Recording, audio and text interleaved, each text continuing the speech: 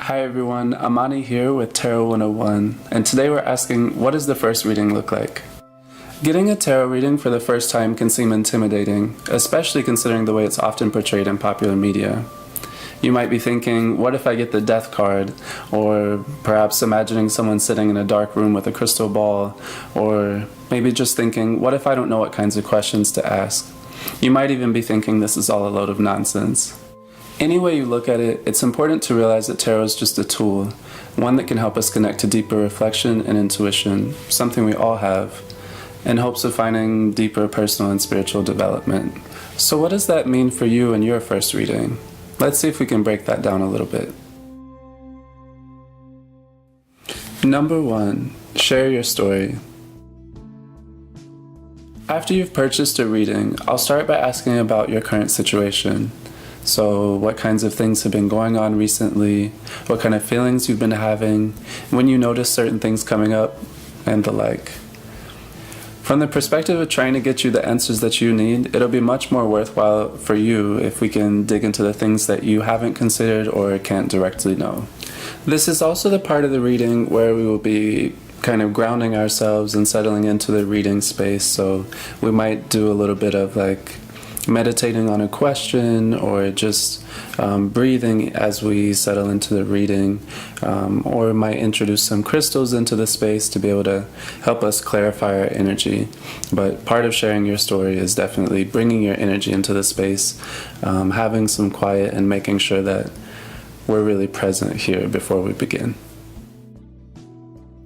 2. Ask your questions. This is the part most people are concerned about. How do I know what questions to ask during the reading? Well, that's where I, the reader, come in. Aside from actually interpreting the cards intuitively, a huge part of what I do is help you, the querent, take what you are feeling and form that into questions, which are both insightful and empowering. Questions that can provide personally meaningful answers. Common topics querents bring up include relationships, opportunities, challenges, the past and the near future, but in general, I avoid yes/no questions like, will I, blank, and instead favor questions that are centered around the why, how, and what of a situation. As an intuitive consultant, I believe in a future which is created through the energies and actions of the present, rather than some inaccessible, distant future that comes to us prepackaged. And I believe this perspective enables querents to engage what they know about a situation, ask questions about what they don't know, and then focus on what's important, how to work with the present to create the future that they're looking for. For example, look at this following question, one which I receive quite often. Will I ever find the right person? With this question, the only possible answers are yes you will or no you won't, but that really doesn't give you much power in changing the situation. Aside from the fact that life is never quite that simple, this really doesn't give you anything to work with, so you just would have to accept whatever happened. A more helpful way to phrase the question and to think about the question might be, what can I do to attract the type of person that I'm looking for? I'm not interested in doling out life sentences or painting rainbows and utopias through my readings, since that's really not something that serves you. My aim is to collaborate in envisioning the future that you desire, and then finding ways, making a plan of how to get there through working with the resources and challenges in front of you. 3. Get your insight. Once we've clarified some questions to be explored, it's time to start pulling cards. A lot of readers work with what are called spreads, which are set fixed patterns of pulling cards with each position representing a specific answer or meaning.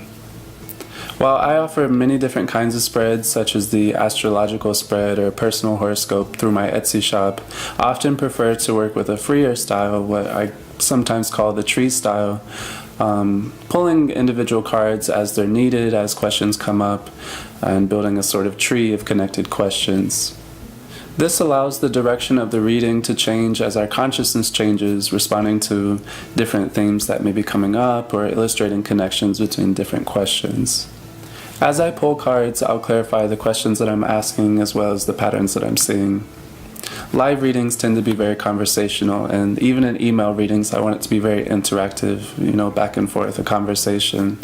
So please don't hesitate to ask questions during, before, and after the reading. I'm always happy to offer clarification at any point that you need it. At the end of the day, I offer these services because I want to help others develop their personal and spiritual potentials, and tarot is one great way to do that. Further, working with tarot means that I'm constantly learning, so every reading is something new for both of us. Now that you know what the first reading looks like, what are you waiting for? Go ahead and book yours today. I offer a variety of readings to meet your needs, whatever they might be, and I hope that you'll allow me to be part of your journey into a better present, and therefore a better future. With love and light, Amani.